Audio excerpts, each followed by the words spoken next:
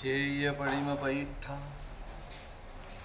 સુવાઈ પવ્વાવણાય પયઠવણા ઉત્થય લેહણવાય પૂસહ સાલાઈકારવ.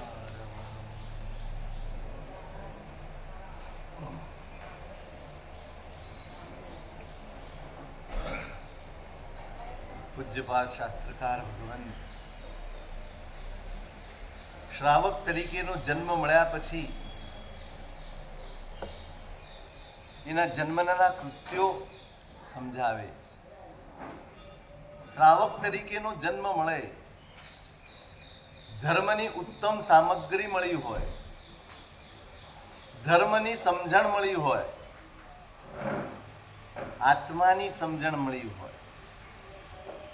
સમજણ તેનું નામ જેના આવ્યા પછી સાચા રસ્તે ચાલવાનો પુરુષાર્થ થાય.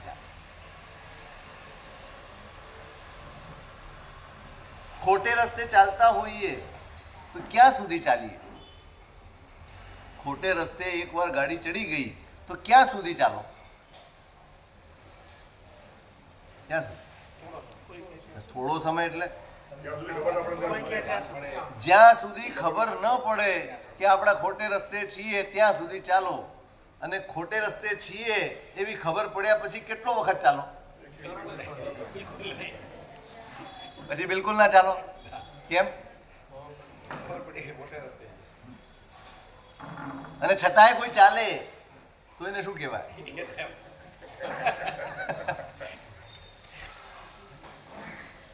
સમજણ એનું નામ. સમજણ જ આ જ. હું ખોટે છું એ ખબર પડે એ સાથે જ ઊભો રહી જાય એનું નામ સમજણ. એ રસ્તો બદલી લે એનું નામ સમજણ. એ સાચા રસ્તા માટે, એ સાચો રસ્તો મેળવવા માટેની મહેનત કરે એનું નામ સમજણ. આપણે આપણી જાત માટે વિચારી લેવાનું છે. આપણે નક્કી નથી કરવાનું. હું તમારું નક્કી ન કરી શકું, તમે મારું નક્કી ન કરી શકો. આપણામાં સમજણ આવી છે કે એકલી જાણકારી આવી છે એ સમજવું. જાણકારી હોય ને એ ચાલ્યા કરે, સમજણ હોય ઊભો રહી જાય. સમજણ હોય એ સાચા રસ્તા માટે મહેનત કરે. આપણી પાસે શું છે? આપણે ખોટે છીએ ખબર છે? આપણે ખોટા હોઈએ જ નહીં કોઈ દાવ. હોઈએ. મોટા ભાગે આપણી સમજણ એવી છે કે આપણા સિવાયના બધા ખોટા હોય, આપણે ક્યારેય ખોટા ન હોય. દરેક માણસ પોતાની દ્રષ્ટિએ સાચો છે અને દરેક માણસ બીજાની દ્રષ્ટિએ ખોટો છે. આ વ્યવહાર છે દુનિયાનો. આપણે ખોટા જ. જે ક્ષણે ખબર પડે કે હું ખોટો છું ને બસ ધર્મની શરૂઆત થઈ. ખબર પડવી જોઈએ, સમજણ આવી જોઈએ ખોટા જ. ધર્મની સમજણ આવ્યા પછી, આત્માની ઓળખાણ થયા પછી રસ્તો બદલાય. બદલાવો જ જોઈએ. તો જ એ ઓળખાણ, તો જ એ સમજણ કામની. અને સમજણ બદલાય પછી શું કર્તવ્ય હોય? સમજણો હોય ને એ જ ધર્મી હોય. હું વારંવાર કહી રહ્યો, માત્ર ક્રિયા કરનારો ધર્મી નથી. જે સમજણો છે, જેની અંદર સમજણ છે, સાચાની ખોટાની, સારાની ખરાબની, હિતની અહિતની સમજણ છે અને એ પ્રમાણે જીવવાનો પ્રયત્ન કરે છે, એ પ્રયત્નનું નામ જ ધર્મ છે. અત્યાર સુધીની ટેવોને બદલવાની મથામણ કરવી એ સહેલું નથી.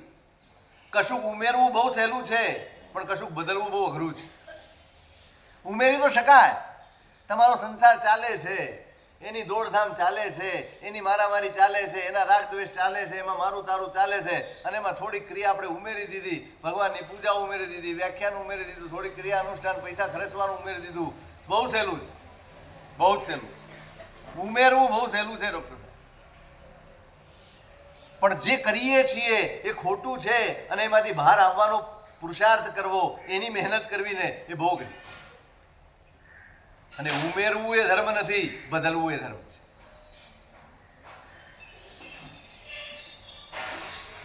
અનેક ભવોમાં ઉમેરતા આવ્યા છીએ, બદલ્યા નહીં ને એટલે નહીં જ છીએ. બદલવાનું જ. હવે વૃત્તિ બદલાવી જોઈએ, હવે દ્રષ્ટિ બદલાવી જોઈએ, હવે જીવનનો વ્યવહાર બદલાવવો જોઈએ, બધું જ બદલાવવું જોઈએ. સમજણ ન હોય ત્યાં સુધી પુણ્યનો ઉપયોગ પોતાના ભોગ માટે થાય. નવી ગાડી લેવી છે, નવો બંગલો લેવો છે, નવી જમીન લેવી છે, નવી ઓફિસ લેવી છે, નવા કપડાં લેવા છે, નવું આ કરવું છે, ફલાણું ઢીકણું, બધા જ વિચારો ભોગ ના હોય. ક્યાં સુધી? જ્યાં સુધી સમજણ ના હોય.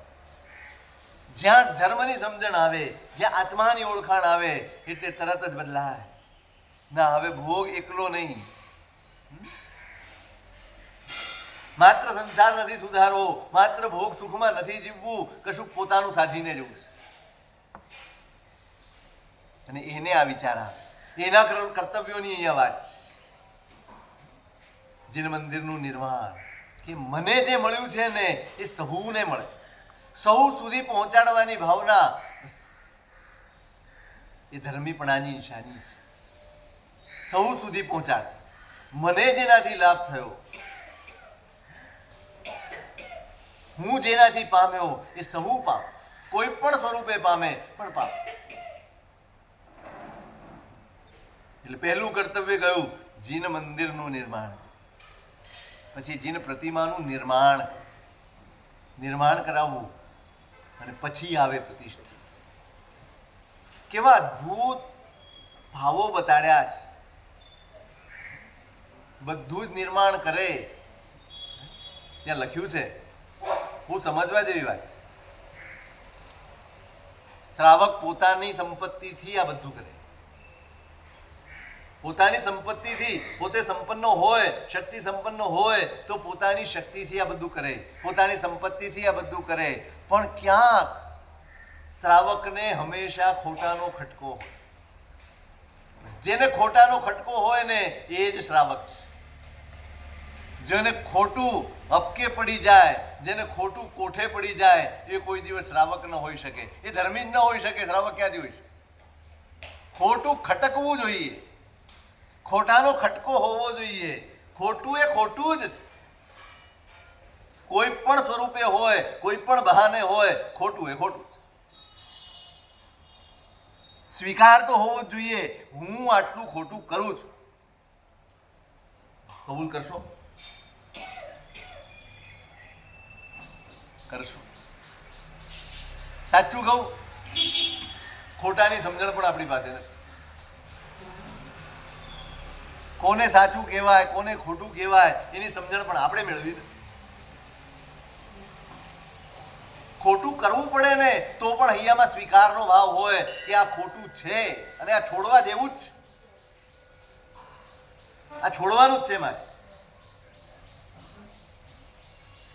અહીંયા લખ્યું છે પોતાની સંપત્તિથી બનાવે, પણ મનમાં એક ખટકો હોય.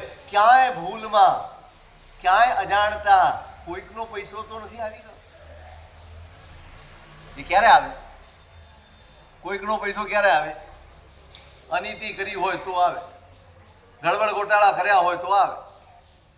અને અહીં લખ્યું છે શાસ્ત્રમાં કે શ્રાવક કેટલો જાગૃત હોય. ગુરુ ભગવંતની સમક્ષ, સંઘની સમક્ષ નિવેદન કરે કે આ મેં મારી સંપત્તિથી, શક્તિથી કર્યું તો છે, પણ જો ભૂલમાં કે અજાણતા પણ, અનુપયોગે પણ કોઈની જરાક પણ સંપત્તિ આમાં આવી હોય તો એટલો લાભ એને પ્રાપ્ત થાય.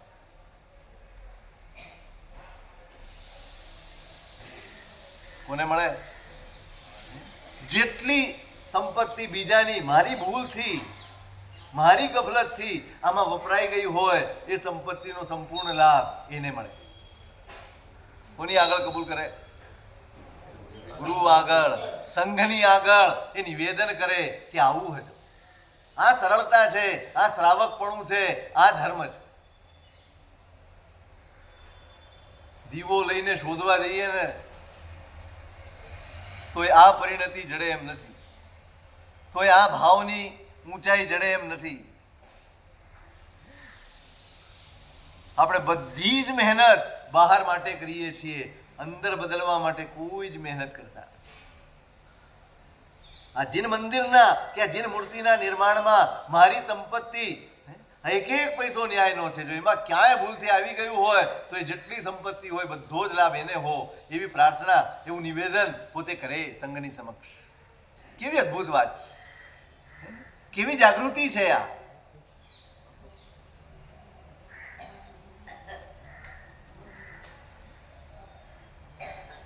બહુ મહત્વના મુદ્દા છે, સમજવાના આ છે. આપણે બનાવવું સમજ્યા છે, બનાવવામાં લાભ છે એ સમજ્યા છે, પણ આ જાગૃતિ છે ને એ જીન મંદિર બનાવવા કરતા પણ વધુ મહત્વની છે. જીન મંદિર કે જીન મૂર્તિનું નિર્માણ કરતા પણ વધુ મહત્વની આ જાગૃતિ છે, આ ચીવટ છે, આ સાવધાની છે. પાપથી ડરે, ખોટાથી ડરે. ધર્મની પહેલી નિશાની જ આ છે કે ખોટું સતત ખટકે એની બીક લાગે. અજાણતા અજ્ઞાન અવસ્થામાં મોહની મૂઢતામાં ઘણું ખોટું કર્યું, પણ જેમ સમજણ આવે, મેં હમણાં કહ્યું તમે, સમજણ એનું નામ જે ખોટું છોડાવે. જે ખોટું છોડાવે એનું નામ સમજણ, બાકી બધી જ જાણકારી. જાણકારી તો ભારો છે, એ વજન છે, એ ઉપાડીને ફરો. આ કબાટ છે, એમાં 500 ચોપડી ભરેલી છે, કબાટને કઈ ફાયદો ખરો? અને હું 50-100 ગ્રંથો ભણી જાઉં અને મારું જીવન કશું જ બદલાતું ન હોય તો મારામાં ને કબાટમાં ખાલી હરવા ફરવા સિવાયનો કોઈ ફરક નથી. એ હરતું ફરતું નથી ને હું હરું ફરું છું, બસ આટલો જ ફરક રહે.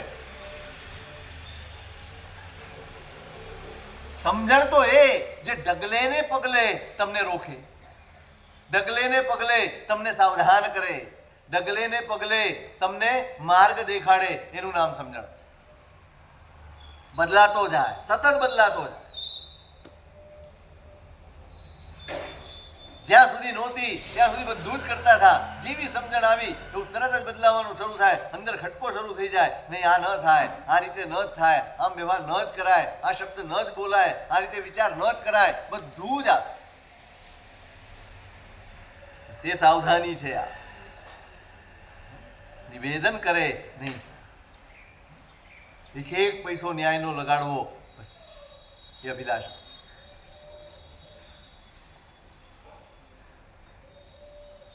જીન પ્રતિમાનું નિર્માણ કરે એને લાભ કેવા?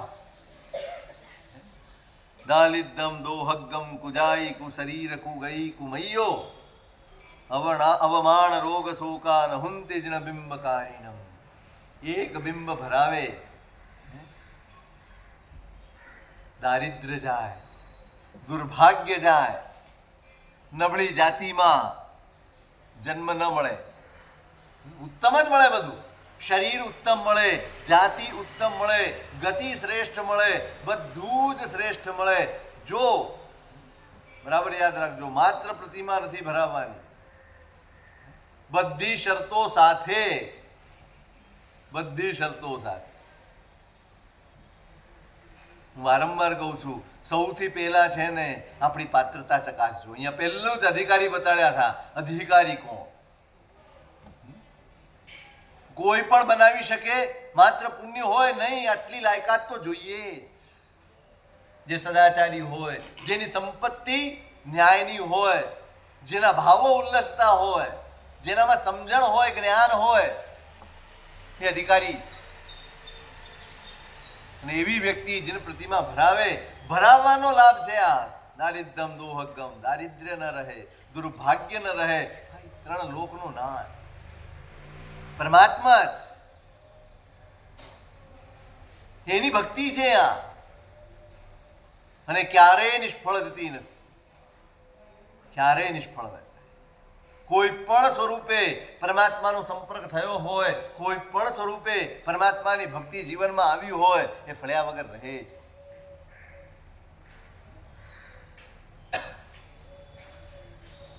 જ્યાં જાય ત્યાં સન્માન મળે, રોગ ન હોય, શોક ન હોય, અનિષ્ટ ન હોય, જીવનમાંથી બધું જ જે તમે સતત દૂર કરવા મથો છો, જ્યાં ત્યાં ફાફા મારો છો, જેની તેની પાસે જાઓ છો.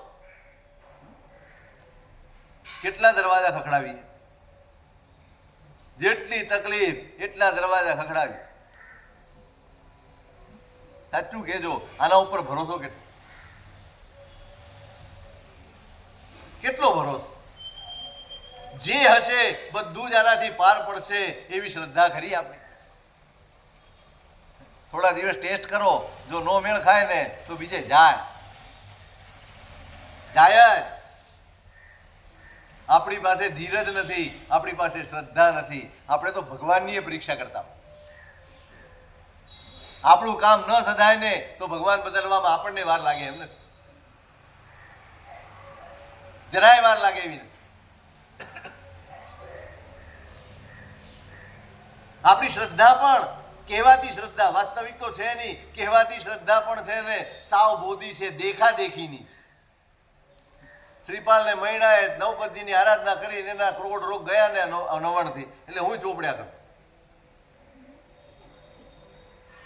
શા માટે ચોપડો છો? એ લોકોએ લગાડ્યું હતું માટે. તમારું પોતીકું અંદરનું કાંઈ નથી, બધું જ દેખા દેખીનું છે. આપણી ભક્તિ, આપણા બહુમાન, આપણી પૂજા બધું જ આપણું દેખા દેખીનું. તમારા અંદરથી ઉલ્લાસ આવે અને તમે કરો. શ્રીપાલ મૈણાને અંદરનો ઉલ્લાસ, એમની હૈયાની ભક્તિ હતી, એમનું હૈયાનું સમર્પણ હતું, ક્યાંય નથી ગયા. શ્રીપાલ મૈણાને સમર્પિત હતો અને મૈણા શાસનને સમર્પિત હતી. ત્રીજી કોઈ જગ્યા જ નથી. શ્રીપાળે ક્યાંય બુદ્ધિ ચલાવી જ નથી. જેણે મારા માટે આટલો બધો ત્યાગ કર્યો છે, જેણે મારા માટે થઈને આટલું બધું સહન કર્યું છે, એની પાછળ ચાલવામાં કોઈ નાનમ નથી.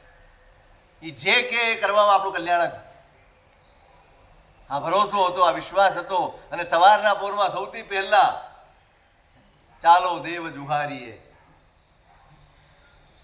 ચાલો દેરાસરજી, પહેલા પ્રભુ યાદ આવે.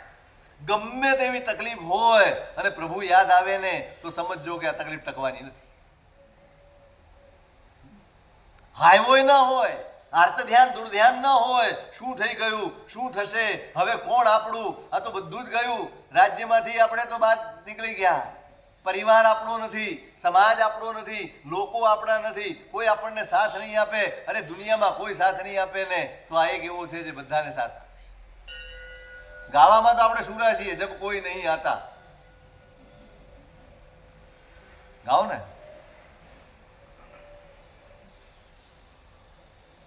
જબ કોઈ નહીં આતા મેરે દાદા આતે. એ આપણે નાચવા માટે છે. આપણું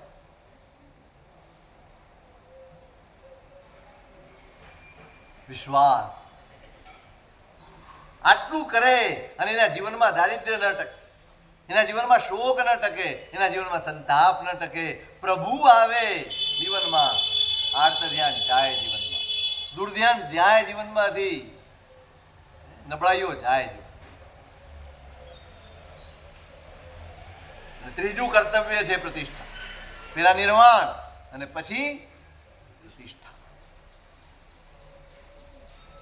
મૂર્તિ ભરાય ને એ સાથે 10 દિવસમાં પ્રતિષ્ઠા કરવાનું વિધાન. ઉલ્લાસથી, ઉત્તમ ભાવોથી પ્રભુને બિરાજમાન કરવાના છે. બસ હવે આના આધારે અમારે જીવન જીવવાનું છે. આ પ્રભુ અહીં કેમ બેઠા છે? અહીં કેમ રોજ આવીએ છીએ? કેમ? પૂજાનો નિયમ સચવાય એટલે કેમ આવો છો? કહો તો ખરા, બધા પૂજા કરો જ છો ને, કેમ આવો? હે મનનભાઈ, 60 વર્ષ થયા છે ને પૂજા કરતા કરતા, કેમ આવો? દુકાને કેમ જાઓ? કઈ સમજણથી આવીએ છીએ? ચોક્કસ આપણા વડીલોએ બહુ જ સારું કર્યું. આંગળી પકડીને આપણને દેરાસર સુધી લાવ્યા, આપણને ટેવ પાડી, આપણે રોજ આવતા થયા, આપણને સંસ્કાર પડ્યા, બધું જ સાચું. સમજણ, મુદ્દો સમજણનો છે, કરવાનો નથી. સમજણ નથી ને માટે દેખાદેખી, સમજણ નથી ને માટે દોડાદોડ છે, સમજણ નથી ને માટે ઠરેલ નથી. આપ સમજણ નથી એટલે આનંદ નથી, સમજણ નથી એટલે હૈયાનો ઉમંગ નથી.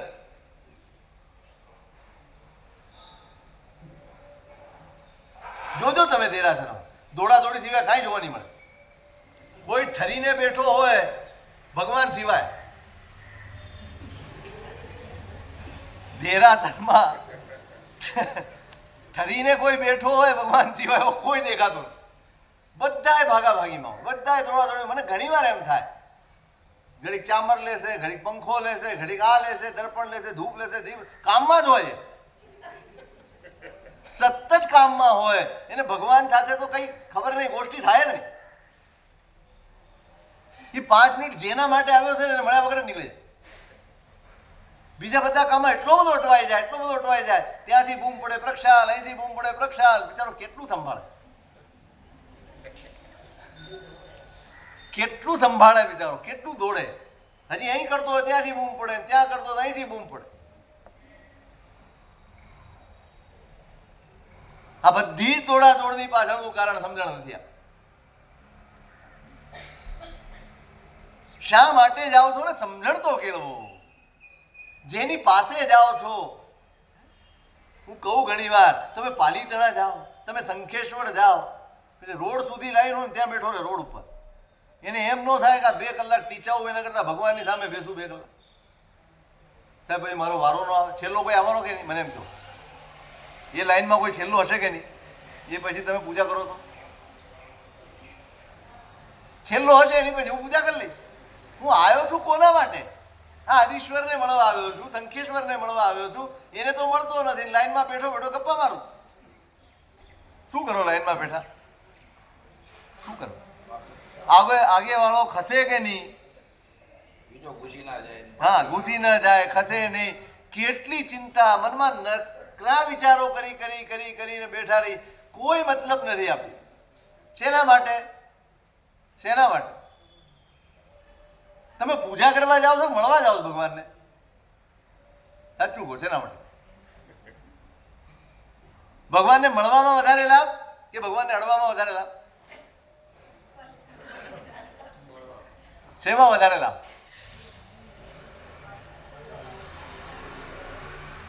પ્રભુને મળો ને યાર. આ શું અડાઅડી કર્યા કરો છો? હા, હાથ, અરે ખભે હાથ રાખે. 15મો માણસ ખભે હાથ રાખે, આગળ વાળો પૂજા કરે એનો લાભ મળે.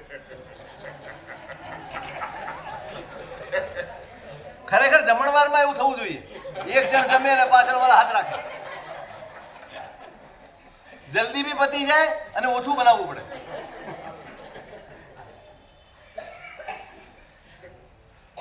ઘેલછા સિવાય કાંઈ નથી. નરી ઘેલછા. ના, હું તમારું અપમાન નથી કરતો, તમારી ભાવનાને ઠેસ નથી પહોંચાડતો, પણ કંઈક સમજણ વધારો.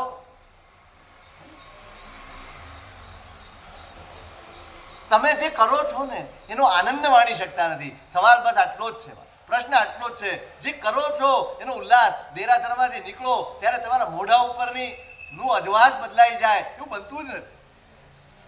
ઉલટાનું આગળ વાળાએ 5 મિનિટ મોડું કર્યું હોય ને તો બહાર નીકળતો ત્યારે બબડતો બબડતો નીકળે. સાલાએ મોડું કરી નાખ્યું, આમ કરી નાખ્યું. એટલે આ તું ભગવાન પાસે ગયો છો, તું આરાધના કરવા ગયો છો, પરમાત્માની ભક્તિ કરવા ગયો છો, આ શું કરે? બધો ઉલ્લાસ હવા થઈ જાય. આવા ને આવા હલે આવે છે, ઉભા રહે છે, વાર લગાડે છે, મોડું કરે છે. આપણને કેટલું મોડું થાય. અરે ફરી કહું છું, જે કરો છો ને એની સમજણ મેળવો. સમજણ વગર આનંદ નહીં આવે, સમજણ વગર ઉલ્લાસ નહીં આવે, અને આનંદ અને ઉલ્લાસ વગર એનો લાભ નહીં પામો. પૂજા કર્યા કરશો, પુણ્ય બાંધ્યા કરશો, પણ તમારું કશું જ નહીં થતા. સમજણ મેળવવું. કઈ રીતે જવાનું? અરે 10 મિનિટ જ જવાનું છે, પણ એ 10 મિનિટ જઈએ ને, માણસ બહારથી આવીને નહાવાનો ટાઈમ ન હોય ને, ખાલી હાથ પગ મોઢું ધુએ તો ફ્રેશ લાગે કે ના લાગે? લાગે કે ના લાગે? કલાક પૂજા ન કરો, એક 10 મિનિટ પરમાત્મા પાસે રહો, તમારામાં કઈ ઉલ્લાસ દેખાય? તમે ફ્રેશ લાગો? આમ તમે બહાર નીકળો ત્યારે એમ લાગે આ ભગવાનને સ્પર્શ કરીને આવ્યો છે? જેટલો ટાઈમ સમર્પણથી કામ કર્યું. તમે બહાર નીકળો તો તમારા ચહેરા ઉપરથી એમ લાગે કે આ ભગવાનને મળીને આવ્યો છે? નાહીને નીકળ્યો ખબર પડે કે નહીં? તો આમાં કેમ ના ખબર પડે? તમારી આંખોમાં અજવાસ જ ના હોય, તમારા ચહેરા ઉપર ઉલ્લાસ જ ના હોય, ક્યાંથી ખબર પડે? આમ રમી ગયો હોય ભગવાનની વાતોમાં. આડી ઓળી કોઈ વાત ક્યાંય જોવાનું, ક્યાંય ડાફા મારવાનું ગમે જ નહીં. બસ એ જ વિચારોમાં હોય. પ્રભુ મળ્યા.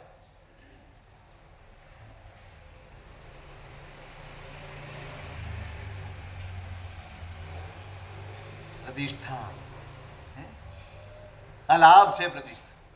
પ્રભુને પધરાવે કેમ? હવે આ આલંબન છે મારું, આ આધાર છે મારો. કોઈ રોકનાર નથી, કોઈ ટોકનાર નથી. આ મને રોકશે, આ મને ટોકશે, આ મને અટકાવશે, આ મને આગળ વધારશે, આ મને પ્રોત્સાહન આપશે, આ મને હતાશ થતા રોકશે. હાર્દ ધ્યાનમાં સરી જતા અટકાવશે મારો ભગવાન. અનાદિકાળથી ન જોવાનું જ જોયું જ હવે આના દર્શન થશે. હવે આ જ રમશે મારી આંખોમાં પણ. ત્વદાસ્ય લાસિની નેત્રે ત્વદ ઉપાસ્તિ કરૌ કરૌ ત્વદ ગુણ શ્રોતૃણી શ્રોત્રે ભૂયાસ્તામ સર્વદા મમ. કલિકાલ સર્વજ્ઞ ભગવાન હેમચંદ્ર સુરી મહારાજ. વિતરાગ સ્તોત્ર. ત્વદાસ્ય લાસિની નેત્રે ત્વદ ઉપાસ્તિ કરૌ કરૌ ત્વદ ગુણ શ્રોતૃણી શ્રોત્રે ભૂયાસ્તામ સર્વદા મમ. હવે તમે મળી ગયા ને પ્રભુ, બસ હવે તમને નિરખવામાં જ મારી આંખો રોકાયેલી રહો. તમારી ઉપાસનામાં જ મારા બે હાથ રોકાયેલા રહો. અને મારા કાન એ માત્ર તમારા ગુણોનું શ્રવણ કરે, માત્ર તમને જ સાંભળ્યા કરે. બસ એના સિવાયના બધા જ કામો દૂર થઈ જાય. મારે હવે ક્યાંય મારી આંખો, મારો હાથ કે મારા કાન એ બીજે ક્યાંય વપરાય નહીં. બસ એવી સ્થિતિ મારે જોઈએ છે. આ પ્રાર્થના છે ભગવાન. શું પ્રાર્થના કરવાની? તબિયત બગડી હોય તો સુધારવા માટેની પ્રાર્થના હોય, પણ સુધાર્યા પછી શું કરવું? હું સાજો થઈ જાઉં, હું દોડતો થઈ જાઉં, દોડીને ક્યાં જવું? તમારે ક્યાં જવું છે? ક્યાં જવું? કેવી પ્રાર્થના છે? હવે બહુ થઈ ગયું ભગવાન, ઘણું જોયું. તમે નહોતા મળ્યા ને ત્યાં સુધી ઘણું ઘણું ઘણું ગમતું. હવે યેશાંત રાગ રુચિભિઃ પરમાણુ વિસ્ત્વમ નિર્માપિતઃ ત્રિભુવનૈક લલામભૂતઃ પિત્વાપયઃ શશિકર દ્યુતિ દુગ્ધ સિંધો ક્ષારમ જલમ જલ નિધેરશિતુમ ક ઈચ્છે. એકવાર ભગવાનને જુએ અને એમ થાય કે પ્રભુ તમે બન્યા છો શેમાંથી? શાંત રુચિ પરમાણુ નિપાયા. શાંત રસના જેટલા પરમાણુ આ સૃષ્ટિ ઉપર હતા ને એ બધાને ભેગા કરી અને તમારું નિર્માણ થયું.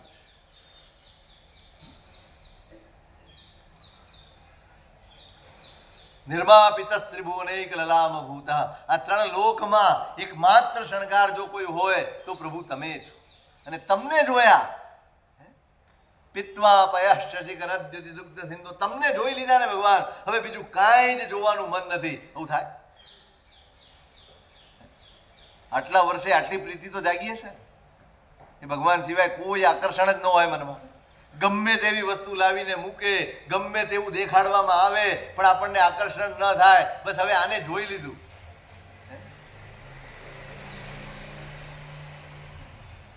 ખીર સમુદ્રના જળ જેને પી લીધા મધુરા, એને ખારા સમુદ્રના પાણીમાં કોઈ દિવસ રસ ન પડે. એમ પરમાત્માને નિરખી લીધા, પરમાત્માને જોઈ લીધા, પરમાત્માને પામી લીધા. હવે કશું જ પામવા જેવું નથી. આવું અંદરથી જાગવું. આ પ્રતિષ્ઠા. કેમ પ્રતિષ્ઠા કરવાની? આ બધા જ મલિન ભાવો મારા ધોવાઈ જાય. મદૃશૌ ત્વન્મુખાસક્તે હર્ષ બાષ્પ જલોર્મિભિઃ અપ્રેક્ષ્ય પ્રેક્ષણોદ્ભૂતમ ક્ષણાત ક્ષાલયતામ મલમ. અનંત કાળમાં પરમાત્માને વિનંતી કરે હેમચંદ્રાચાર્ય ભગવાન. અનંત કાળમાં નહીં જોવાનું જ જોયું. અને જોઈ જોઈ જોઈ જોઈને મેં મારા આત્માને મલિન ભાવોથી ભરી દીધો. એટલી બધી અશુભતા ભરી છે, એટલી બધી મલિનતા ભરી છે. પ્રભુ કંઈ પણ નજરમાં પડે ને તો મનમાં દોષ જ જાગે છે, અપરાધ જ જાગે. પણ હવે મદ્દૃશૌ ત્વન્મુખાસક્તે, હવે મારી આંખો તમારા મોઢા ઉપર આસક્ત થઈ ગઈ. હર્ષ બાષ્પ જલોર્મિભિઃ, બસ તમને જોઉં છું અને આંખો છલકાઈ જાય છે, તમને જોઉં છું અને આંખો વરસી પડે છે. બસ એટલી જ પ્રાર્થના છે પ્રભુ કે આ જેટલા પણ આંસુ પડે છે ને એ મારા આ પુરાતન આટલા કાળમાં જેટલા મેલ ભેગા કર્યા છે, આત્માને જે મલિન કર્યો છે ને એ મલિનતા મારી ધોવાઈ જાઓ. બસ મારે તારી પાસે આટલું જ યાચવું છે. તમારા દર્શનથી મારી આંખોમાં જે આંસુ આવે છે એ મારા મેલને ધોનારા. ક્યારેક શીખો, ક્યારેક ભણો, પ્રભુ પાસે પ્રાર્થના કરવાનું પણ શીખવા જેવું. આપણને માગણી આવડે છે, પ્રાર્થના આવડતી જ નથી. પ્રાર્થના આવડે આપણે તો આપણી માગણીને જ પ્રાર્થના કહીએ. પ્રાર્થના જેમાં આભાર દેખાડવાનો હોય ને એનું નામ પ્રાર્થના જ. એમણે જે આપ્યું છે ને એનો આભાર માનવો એ પ્રાર્થના જ. અને જે મળ્યું છે એ ઓછું પડે ને પછી જે બોલાય ને એનું નામ યાચના, એ માગણી જ. શું કરો? ઓછું પડે છે ને, સાચું કે ઓછું પડે છે?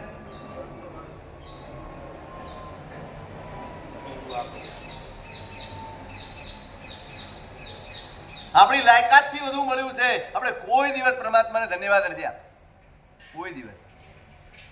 આપણને પ્રાર્થના નથી આપ. બસ આ શીખવાનું છે. આ દેરાસર એના માટે છે, આ શાંતિ પામવાની જગ્યા છે, આ ધમાલની જગ્યા નથી. ખબર નહીં આપણને શું ભેજામાં ભરાઈ ગયું છે. એમ લાગે ઘણી વાર ઘરમાં વધારે શાંતિ હોતી હશે. આ લાગે એટલો બધો આ ભગવાન કંટાળતા નહીં હોય એમ થાય આપણે. આટલો બધો અવાજ કરીએ, ભગવાનની પાસે ઉભો રહીને બૂમો પાડ.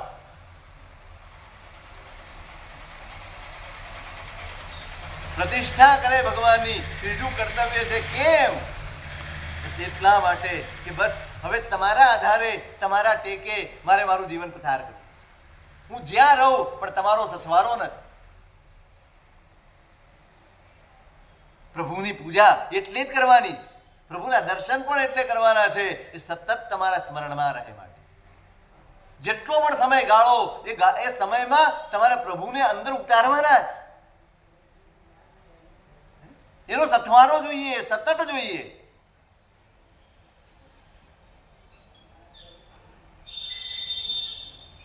ઉલ્લાસથી પ્રતિષ્ઠા.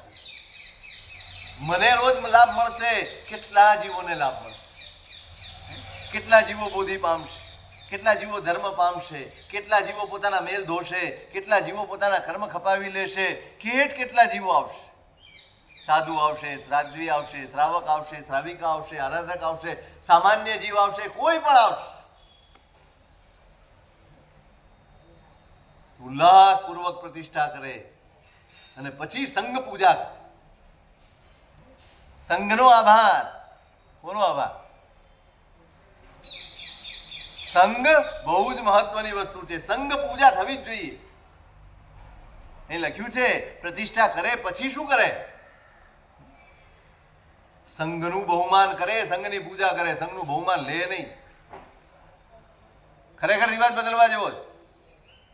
ખરેખર હું તો બધી જગ્યાએ કહું, હવે બદલો. જેને લાભ લીધો છે ને સંઘનું બહુમાન કરે કે ભાઈ સંઘે મને લાભ આપ્યો. સંઘ જો ભૂલી ગયો હોય ને બહુમાન કરવાનું, જોયું? પેલાનું કર્યું, જાણી જોઈને મારું નામ છોડી દીધું. મનોવૃત્તિ કેવી થઈ ગઈ? આ ઘરેડમાં ઘડાતા ઘડાતા ઘડાતા આપણે એવું માનવા માંડ્યા કે સંઘ બહુમાન કરે એની ફરજ છે અને મારે અવશ્ય બહુમાન લેવું જ જોઈએ. કેવી મેન્ટાલિટી થઈ ગઈ છે? કારણ કે આપણે એક જ ઘરેડમાં જીવીએ છીએ. એ ઘરેડમાં જીવવાને કારણે આપણને એમ થઈ ગયું કે આ તો વિધિ છે ને આ થવું જ જોઈએ, ના પાડવી જોઈએ. નહીં, સંઘ મારું બહુમાન કેવી રીતે કરે? હું સંઘનું બહુમાન કરું.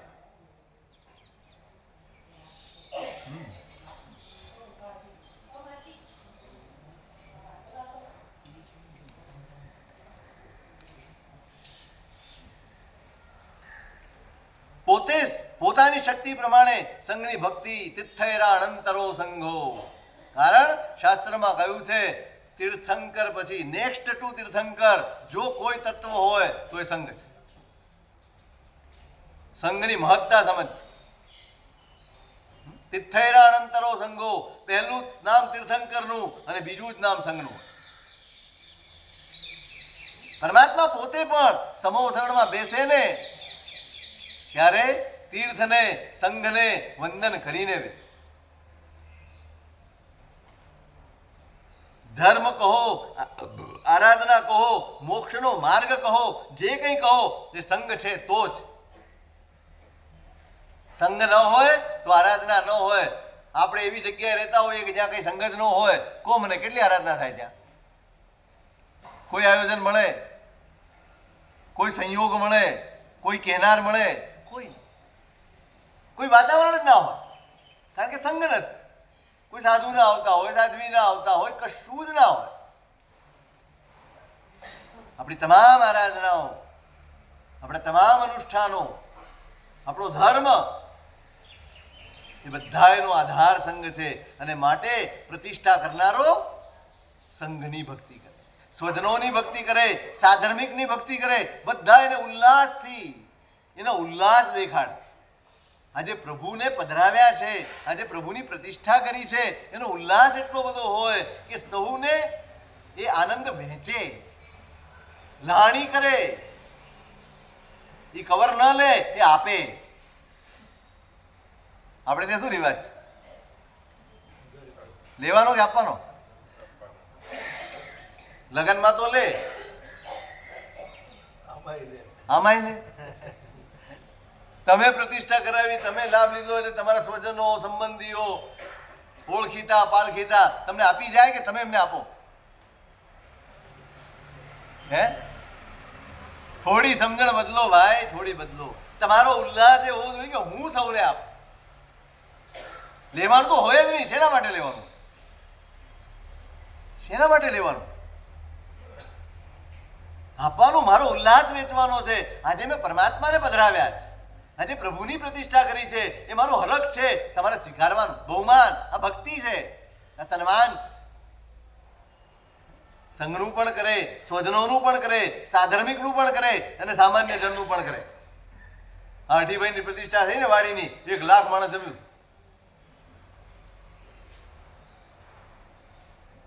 કારણ કે જેટલા આવે અનુમોદના કરતા જાય. કોઈક ને કોઈક બોધિ બીજ પામી જાય, કોઈક ધર્મ પામી જાય, કોઈક પરમાત્માને ઓળખી જાય.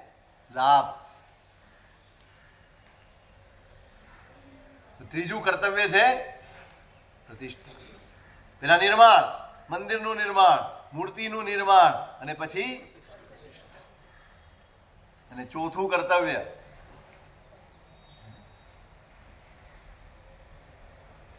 પોતાના પરિવારમાં પુત્ર પુત્રી વગેરે હોય એને દીક્ષા અપાવી. મેં આમાં લખ્યું છે. અઘરું કર્તવ્ય છે નહીં? તમને લેવાની કીધી જ નથી, તમારે અપાવવાની છે.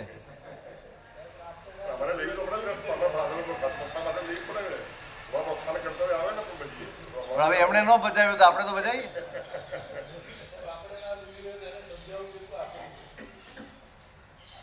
એક વાત સાંભળો, તમે ન લીધી હોય ને, ના તમે નથી લઈ શક્યા, એ જો અહીંયા રમતું હોય ને તો તમે સમજાવી શકો. દલીલ ક્યારે કરે માણસ? જ્યારે તમે તમારી જિંદગી તમારી રીતે જીવતા હો, પછી એને ઉપદેશ આપો. તમે આમ ટીવીની સામે બેસીને એને કોણ તું ભણવા બેસી જાય એટલે પૂછે તમે શું કરવા ટીવી જુઓ છો? પણ તમે ચોપડી લઈને વાંચતા હો, તમે વાંચન કરતા હો, તમે સારું કંઈક કરતા હો અને એને કોઈ ભણવા બેસો ને બેસવું જ પડે. દલીલ ન કરી શકે. એની નજરમાં છે કે પપ્પા સારું કામ કરે, પપ્પા વાંચે છે, એટલે એ બોલી ના શકે કે મારે શા માટે આ કરવું. આજે આપણે ઊંધા ટ્રેક ઉપર ચાલીએ. આપણે કરીએ છીએ કંઈક અને કહીએ છીએ કંઈક. છોકરાઓ કયું નથી કરતા ને એમાં ફરિયાદ છોકરાઓની છે એટલી મા બાપની પણ છે.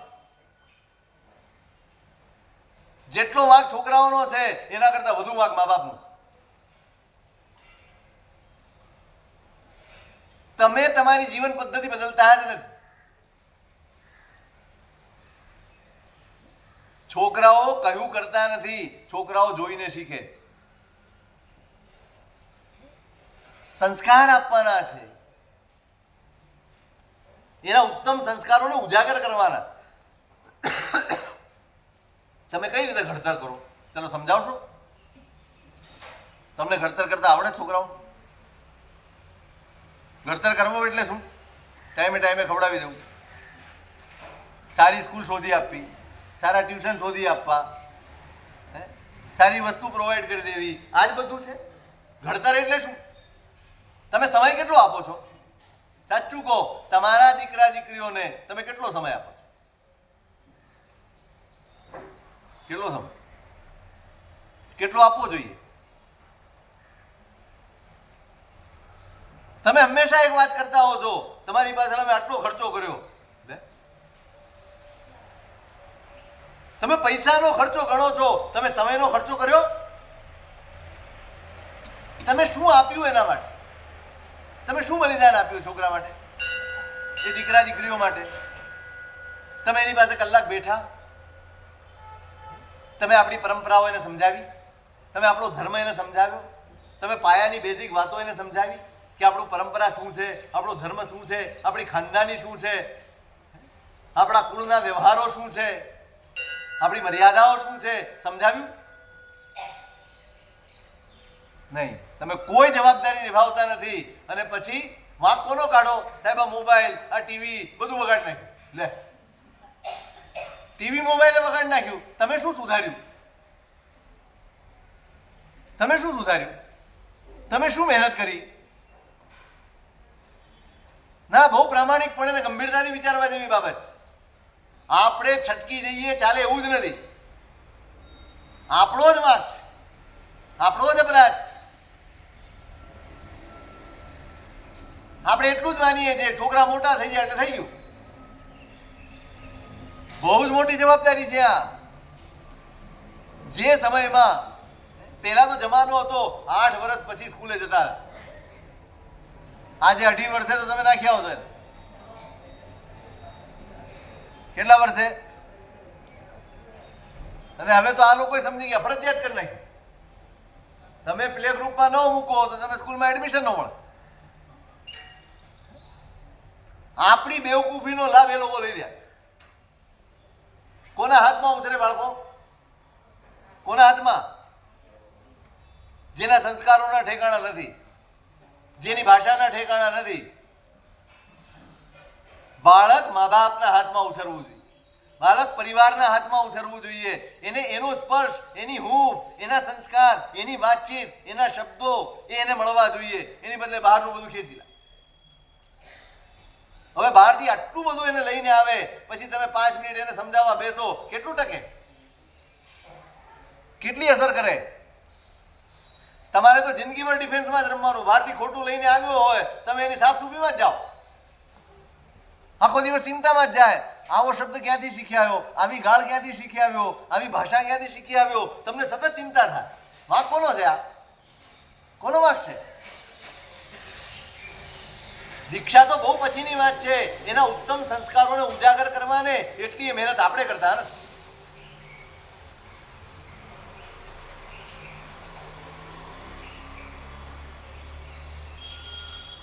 હમણાં તમારી 2 સિનેમા નીકળી છે, એ કેરલા સ્ટોરી અને બીજી કઈ હતી? હે? હા, પણ આ કેરલા સ્ટોરી છે, એનો રિવ્યુ વાંચ્યો હતો. એમાં લખ્યું હતું આખી ફિલ્મના કેન્દ્રમાં એક વાક્ય મુખ્ય છે. જે સીધાયેલી દીકરી છે, જે પીડાયેલી છે, એના બાપના ખોળામાં પડી પડી કહે છે કે પપ્પા, તમે અમને આજ સુધી આપણી પરંપરા વિશે, આપણા ધર્મ વિશે, આપણી મર્યાદાઓ વિશે કેમ ન શીખવાડ્યું? બસ આ એક વાક્ય એના કેન્દ્રમાં છે. સમજાય છે શું છે? જ્યારે પણ ગડબડ થાય ને ત્યારે ટીવી ઉપર, મોબાઈલ ઉપર, જમાના ઉપર ઢોળવાના બદલે પોતાનું આત્મનિરીક્ષણ કરજો. કોઈના વાંક કાઢવા બહુ સહેલા છે, પણ પોતે ક્યાં ઊભા છે કઠેડામાં એ જોવાની ફરજ આપણી પહેલી છે. આપણે આપણી જાતને ક્યારેય જોતા જ નથી કે આમાં વાંક આપણો કેટલો છે. કેમ બાળક બહારની વાતોથી પ્રભાવિત થઈ જાય છે? કેમ મા બાપની વાત પ્રભાવિત ન કરે અને બહારની વાત પ્રભાવિત કરશે એને? જ્યારે કોરી સ્લેટ હતી, જ્યારે કોરી પાટી હતી, ત્યારે આપણે કોઈ અક્ષર પાડ્યો જ નહીં અને એને છૂટું મૂકી દીધું. અને પછી બહારવાળા એના અંદર અક્ષરો પાડી જાય, ખોટું કરી જાય એટલે આપણે રોદણા રડવાના, આપણે ફરિયાદ કરવાની, આપણે વાંક કાઢવાનો. આપણે એની ઉત્તમતાને બહાર જ ન લાગે. આપણે આપણી ઉજ્જવળ પરંપરાઓ એની આગળ રાખી મૂકી જ નહીં, એને સમજાવી જ નહીં. આપણે બહુ જ મોટા ગુનેગાર છીએ.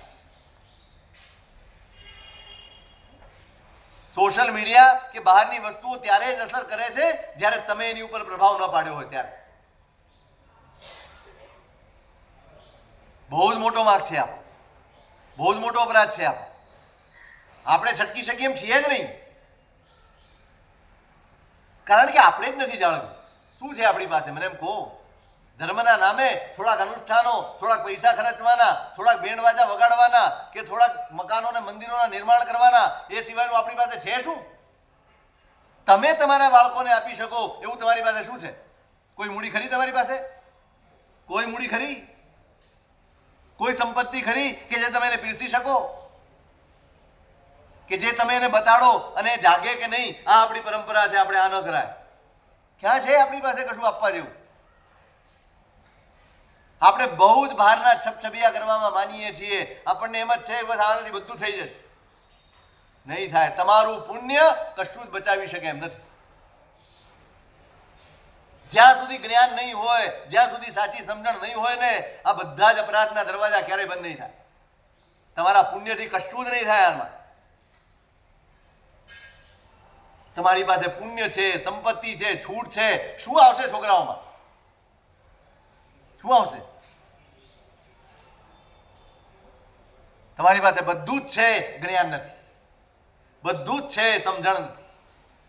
તમે આપી શકો ને એવી તમારી કોઈ સંપદા જ નથી. દીક્ષા સુધી પહોંચે પછીની વાત છે, પણ તમારા ઘરના સંસ્કારો કેવા હોવા જોઈએ,